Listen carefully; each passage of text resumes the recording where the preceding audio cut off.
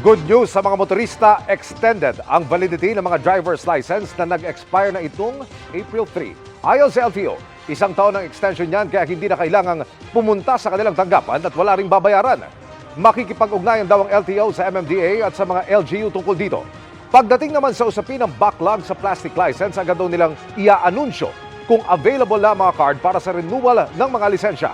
Aminado rin ng LTO na hindi nila kakayanin ngayong taon ang delay sa paggawa sa mga plaka. Sa ngayon, tuloy-tuloy raw ang proseso para magkaroon na ng digital license. Mga kapuso, samahan nyo kaming tumutok 24 oras. Bisitahin at mag-subscribe sa GMA Integrated News sa YouTube. Sa mga kapuso abroad, bisitahin ang GMA Pinoy TV at www.gmanews.tv.